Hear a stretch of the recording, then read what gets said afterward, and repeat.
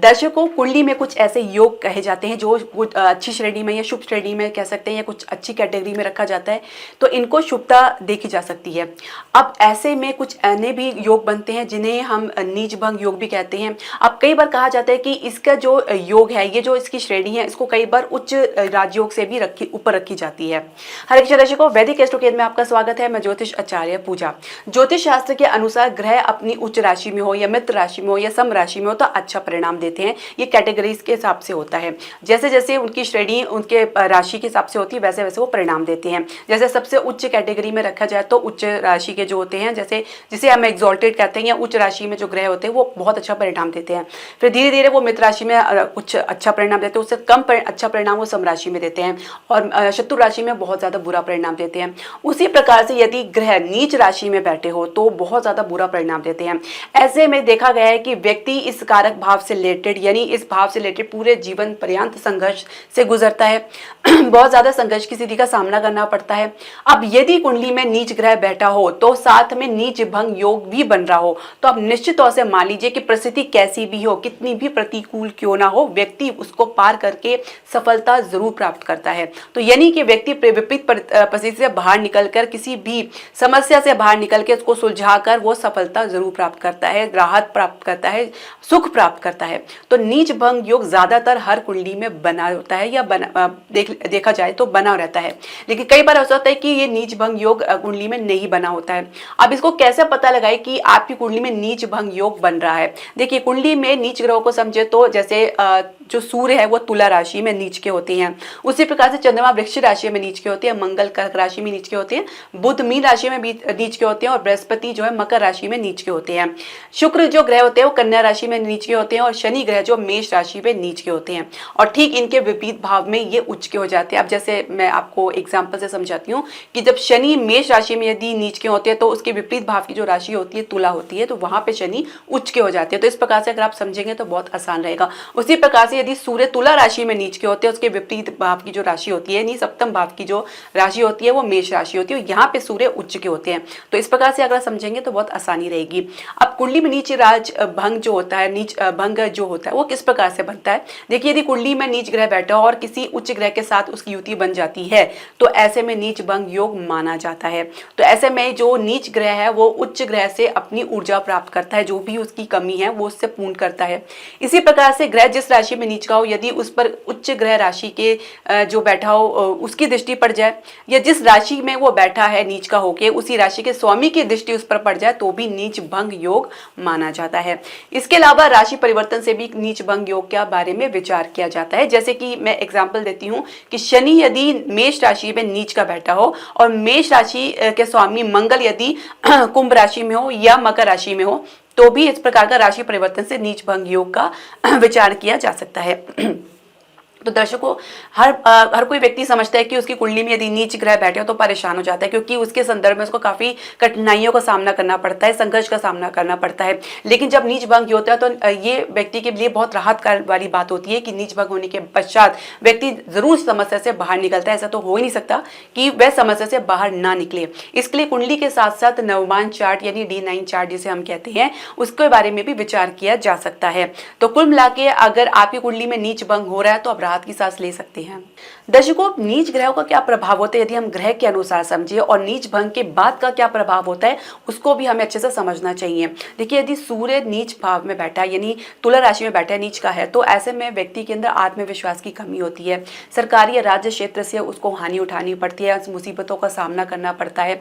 अब जैसे ही ये नीच भंग में आ जाते हैं तो आप ये देखते हैं कि जो धीरे धीरे व्यक्ति के अंदर आत्मविश्वास की वृद्धि होती है। सरकारी क्षेत्र से शुरुआत में थोड़ी कह सकते हैं कि रुकावट देखी जा सकती है, अवरोध देखा जा सकता है, लेकिन धीरे धीरे स्थिति अपने आप अनुकूल होने लगती है, यानी प्रतिकूल से अनुकूल होने लगती है, और जिसकी वजह से व्यक्ति के अंदर आत्मविश्वास जागता है, वृद्धि होती है। व्यक्ति अपने दम के बल पर कह सकते हैं कि अपने मुकाम को हासिल करता है, अपने संघर्ष के बल पर वो सफलता को प्राप्त करता है, उच्च पद को प्राप्त करता है। तो धीरे धीरे सही, लेकिन जो स्थिति है, जो परिस्थिति है, उसके पक्ष में बनने लगती है। अब मंगल यदि नीच में बैठ जाए यानी कर्क कर्क राशि में बैठ जाए तो वो नीच के हो जाते हैं। तो ऐसे में क्या परिणाम देखने को मिलता है, तो ऐसे व्यक्ति काफी उग्र स्वभाव के होते हैं, जल्दबाजी दिखाते हैं, प्रॉपर्टी से उनको कभी कभी नुकसान उठाना पड़ता है, अपने भाव को, अपने इमोशन को, अपनी कह सकते हैं कि अपनी जो है भावनाओं को सही ढंग से व्यक्त नहीं कर पाते हैं। अब जब वो व्यक्त नहीं कर पाते, जिसकी वजह से उनके भीतर चिड़चिड़ापन देखा जा सकता है, और जिसकी वजह से कभी कभी उनकी भावनाएं इतनी भयंकर तरीके से व्यक्त होती है जिसमें आप कह सकते हैं कि वो क्रोध की सीमा को लांघ जाते हैं। और कई बार ऐसे जो व्यक्ति होते हैं काफी चालाकी दिखाते हैं। तो बहुत कुछ इस प्रकार के जो है नकारात्मक परिणाम देखने को मिलते हैं। अब जैसे ही नीच भंग होता है तो कहीं ना कहीं व्यक्ति अपने अनुभव से कुछ न कुछ ठोकर खा के वे ये प्रकार सीखता है कि उसको अपने भीतर मैच्योरिटी लानी है, धैर्य लाना है, कहीं ना कहीं उसको सोच विचार करके निर्णय लेना है। ऐसे में शुरुआत में अगर कुछ आपको असफलता देखने को मिल रही है, खासकर अगर प्रॉपर्टी से रिलेटेड है या वाहन से रिलेटेड है, तो धीरे धीरे उसके बाद उनको सफलता मिलनी शुरू हो जाती है। इसके बाद उनको ये ज्ञान होता है कि कहाँ पे उनको निवेश करना है, किस प्रकार से काम करना है, और अपने अनुभव के बल पे वो सफलता प्राप्त करते हैं। शत्रु पर भी इस प्रकार से वह विजय प्राप्त करते हैं। तो इस प्रकार के जो है प्रभाव देखे जा सकते हैं। अब यदि चंद्रमा वृश्चिक राशि में नीच के होते हैं तो ऐसा व्यक्ति काफी भावुक होता है, कह सकते हैं कि संवेदनशील होता है, जल्दी विश्वास करने वाला हो जाते हैं। इस प्रकार से उसको धोखा मिलता है, जिसकी वजह से वह अलग थलग रहना पसंद करता है। कोई वृश्चिक राशि में चंद्रमा जब बैठा होता है तो व्यक्ति किसी पर विश्वास नहीं कर पाता, और ऐसी स्थिति में व्यक्ति अकेला रहना पसंद करता है, जहां पे उसके जो दिल को कोई नुकसान न पहुंचाए, अपने आप को एक प्रकार से प्रोटेक्ट करने की कोशिश करता है। और विश्वास की कमी की वजह से वो किसी के साथ घुल मिल नहीं पाता है। अब जब चंद्रमा का नीच भंग होता है तो आप ऐसे देखते हैं कि व्यक्ति के भीतर अपनी जो क्षमता है वो पहचानता है। इसके अलावा ऐसा कहा जाता है कि ऐसा व्यक्ति होता है जो उनके मानसिक स्तर पर काफी ज्यादा कह सकते हैं कि सुधार देखने को मिलता है। जो व्यक्ति अपने पूर्व अनुभव की वजह से जो भी अब तक उनका जो भी किसी ने धोखा दिया या कुछ भी उनके साथ किया हो, तो वो अकेले इस परिस्थिति में रहकर अकेले लड़ना सीखता है, और इसी के बल पे वह विजय प्राप्त करता है।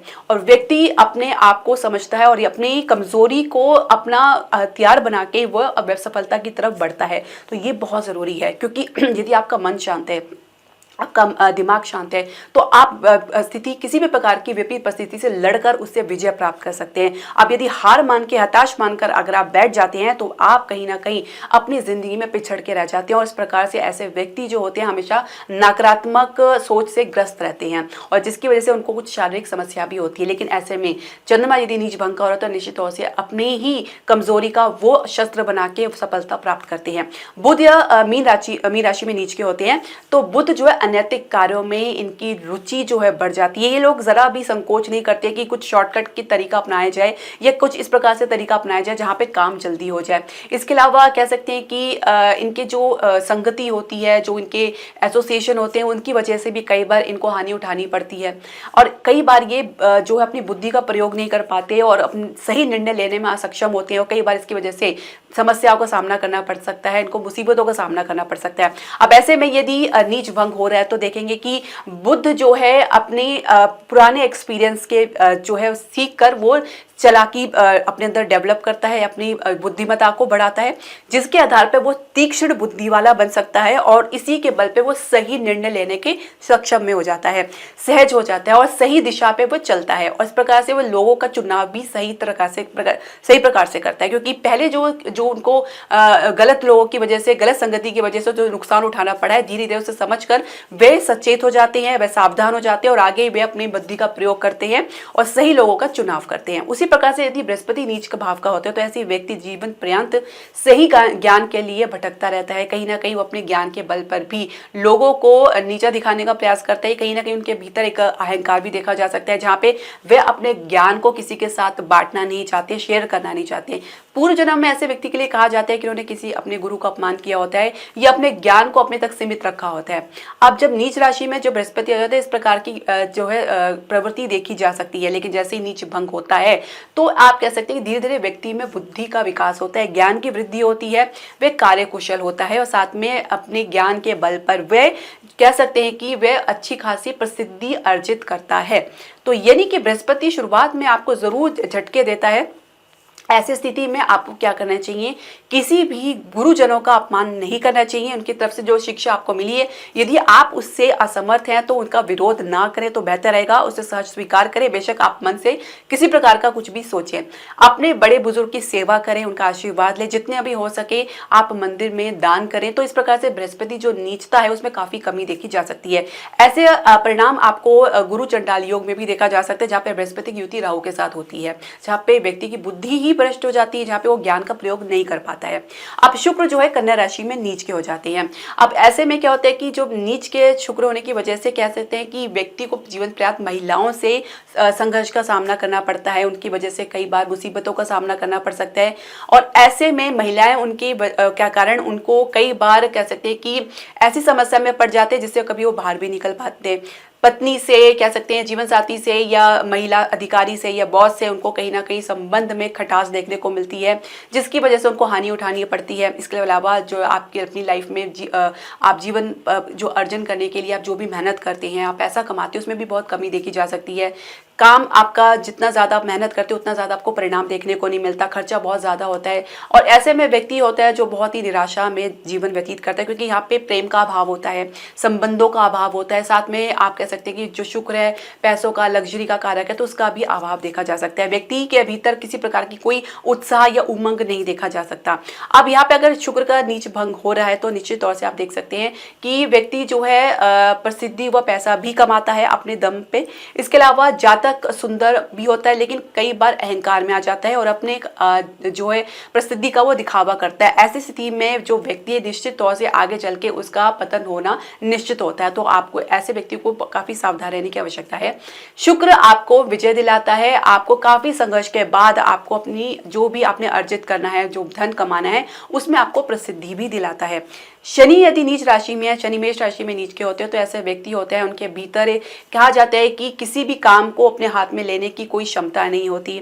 अपने आसपास के जो लोग होते हैं, उनके जो सहकर्मी होते हैं या उनके जो छोटे जो मजदूर टाइप के लोग होते हैं, या कह सकते हैं कि जैसे आपके जो नीचे वर्ग में जो काम करते हैं उनके साथ आपके संबंध खराब रहते हैं, संघर्ष बहुत होता है, मेहनत का परिणाम आपको देखने को नहीं मिलता। इस प्रकार से आप कह सकते हैं कि कई बार आपके काम का गलत मतलब निकाला जाता है और जिसकी वजह से आपका जो भी किया कराया काम है उसमें पानी फिर जाता है। अब शनि का जब नीच भंग होता है तो ऐसे में एक व्यक्ति कार्यकुशल होता है, व्यवहारिक होता है। व्यक्ति नीचे से शुरुआत तो जरूर करता है, यानी जीरो से शुरुआत जरूर करता है, लेकिन उच्च पद तक जरूर जाता है अपने संघर्ष और अपनी मेहनत के बल में। यदि व्यक्ति ईमानदारी से संघर्ष और मेहनत करे तो निश्चित तौर से आप मान के चले तो ऐसा व्यक्ति उच्च पद पे जरूर आसीन होता है।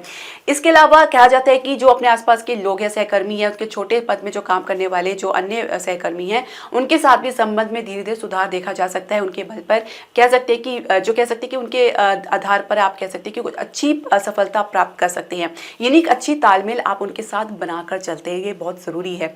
इसके अलावा दर्शकों, आपको जो ये नीच भंग होता है इसका परिणाम आपको काफी संघर्ष के बाद देखने को मिलता है।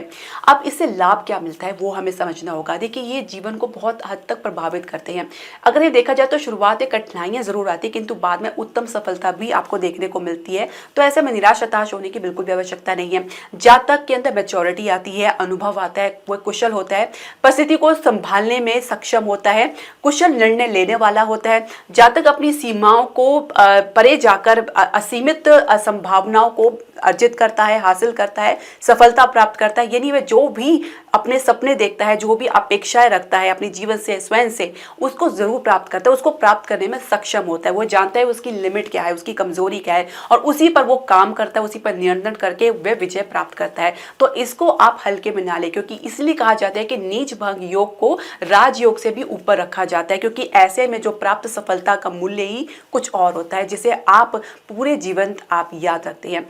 देखिए, राजयोग ऐसा होता है कि व्यक्ति के बाय बर्थ यानी जन्म से ही उनको कुछ ना कुछ ऐसे प्रसिद्धि मिलती है, ऐसा कुछ ना कुछ प्राप्त होता है जिसकी वजह से लग्जरी लाइफ जीते हैं, थर्ड बाट की जिंदगी जीते हैं।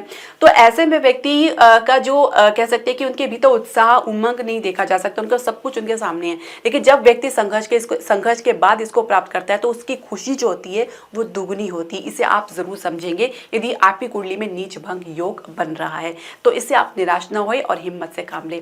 तो दर्शकों, आपके जो प्रश्न, सजेशन या राय है आप हमारे कमेंट बॉक्स में जरूर डालें। इसके अलावा आप हमारे चैनल को लाइक और शेयर और सब्सक्राइब जरूर करें।